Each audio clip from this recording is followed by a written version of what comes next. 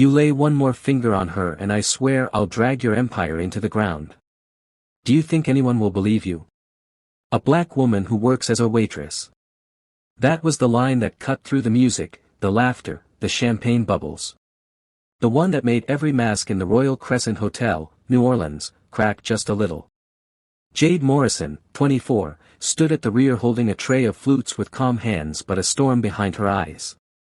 2 years of serving people who never looked her in the face, never used her name. 2 years of being invisible by design. That night everything changed. Grayson Holt, billionaire software magnate and guest of honor, stood beneath the chandelier with his pregnant wife Lillian beside him. A spilled drink. A cruel laugh. Then the slap, hard, deafening. Lillian crumpled to the marble floor. The room froze. Guests turned their backs. Safer that way. Everyone except Jade. Please stop, she said, voice small but clear. She's going to have a baby. Grayson turned slowly, eyes like winter steel. What did you just say? I said stop. You're hurting her. He sneered, cold and poisonous, do you really think anyone will believe you? A black woman who works as a waitress. Silence. Jade didn't move. Something inside her snapped, not loud, but clean, like ice breaking on a river. She stepped forward into the center of power for the first time in her life.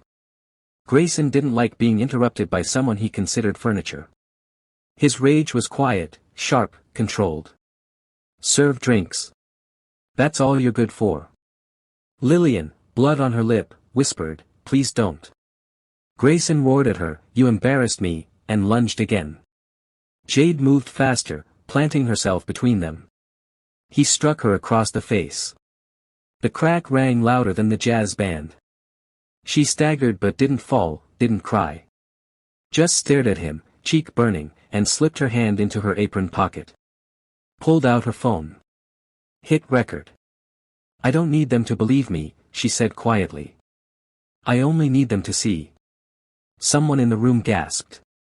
Devin Carter, head chef and Jade's friend of 2 years, pushed through the kitchen doors. Tall, broad, apron still tied.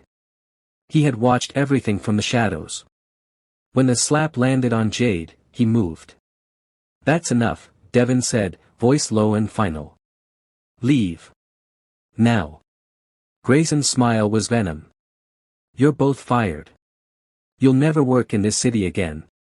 Devin pulled out his own phone and started recording. Suddenly phones rose all around the ballroom like weapons. Grayson's mask slipped. He straightened his jacket, forced a grin, and walked out. But the war had already begun. The next morning New Orleans was colder than it had any right to be. Jade sat on her narrow bed, cheek bruised purple, scrolling news feeds. Nothing. No headlines. Every guest video erased overnight. The hotel suspended her for unprofessional conduct. A thick white envelope slid under her door. Legal letter, cease and desist, threats of lawsuits if she ever spoke. They wanted her invisible again. At 3 a.m. she opened her laptop, hoodie up, hair tied back, and pressed record. My name is Jade Morrison. Last night at the Royal Crescent Gala, Grayson Holt hit his pregnant wife Lillian. I stepped in. He hit me too. He said no one would believe a black waitress. Here's what happened. She posted it raw. No hashtags. No tags. Just truth. By midnight the city was burning online. Hashtag Justice for Lillian trended nationwide. A shaky clip surfaced, Jade taking the slap, standing tall. Threats flooded her inbox, but so did messages from strangers, thank you. I believe you. Then, 2:14 a.m., a text from an unknown number. St. Jude's Hospital. Room 318. Midnight. Come alone. L. Jade went. Fluorescent lights hummed above the quiet hospital corridor. Jade pushed the door of room 318 and stepped inside. Lillian Holt looked tiny in the bed, skin pale against the bruises, but her eyes were sharp and alive for the first time that night. You came, she whispered, voice cracked but steady. I wasn't sure you were real anymore, Jade answered. Lillian pressed a small black flash drive into Jade's palm like it was made of glass. Everything they erased. 4 cameras. Take it. Make them see. Jade went home at 4 a.m., plugged the drive in, and watched. The third video stole her breath. Minutes after the ballroom slap, Grayson had dragged Lillian into a service hallway. No music, no witnesses. He hit her twice more, harder, while she begged. She fell. Security arrived, not to help, but to delete. Proof. Real proof. She called Devin Carter. He was at her door in 20 minutes, still smelling of kitchen grease and anger. They watched together in silence. When it ended, he only said one thing. This ends tonight. They needed someone who couldn't be silenced. Jade remembered a protest months earlier, a black journalist who tore through lies like tissue paper. Simone Reed.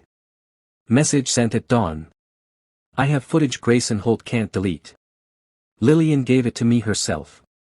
We go live. Reply in 3 minutes. Studio. 8 a.m. Bring everything. No network. No edits. 8 a.m. 2 black women on a plain couch under one camera light. No makeup. No script. Just truth. Simone asked quiet questions. Jade answered. Then the footage rolled, ballroom slap, hallway beating, security cover-up. By noon the video had 2.3 million views. By nightfall it was everywhere. Stocks crashed. Board members resigned overnight. Former employees crawled out of the dark with their own stories. Grayson Holt disappeared from every screen. 2 weeks later, court. His lawyers came swinging, called Jade a fame-seeker, Lillian unstable, footage questionable. They painted the black waitress as the villain. Then a white former executive took the stand, voice shaking. I watched him hit her for years. I helped hide it. I was terrified. We all were. The room went dead quiet. Grayson Holt got 6 years federal. His empire was carved up and sold. The name Holt became poison in every boardroom. 1 year later. A small brick building on the east side of New Orleans. Windows clean, doors open. Gold letters above the entrance. The Light Foundation. Opening day. Sun poured through windows that had been boarded for decades. Chairs in rows, volunteers smiling through tears. Jade stood at the podium, hands no longer trembling. This isn't just a building, she said, voice strong and clear. This is a promise. For every voice ever told to stay small. For every woman who was never believed. You are seen here. You are safe here. You are heard. In the back row, Lillian stood quietly, hair grown long again, bruises gone, eyes soft but fierce. She didn't want the stage anymore. She just wanted to be free. After the ribbon cutting, a little girl no older than 9 walked up clutching a notebook. Miss Jade, she said shyly, my teacher showed us your video in class. I want to be brave like you when I grow up. Jade knelt so they were eye to eye. Sweetheart, she smiled, you already are. Devin laughed from the sidelines, arms crossed, proud. Look at you, starting revolutions with fried chicken money. Jade looked around the room, survivors, allies, strangers who now felt like family. I'm just a woman who got tired of being invisible, she said. But she had become so much more. A single match that lit a fire no amount of money could put out. Because sometimes the strongest thing in the world is a black woman in a waitress uniform who decides the silence ends tonight. And when one woman refuses to stay quiet, empires fall, and new worlds begin.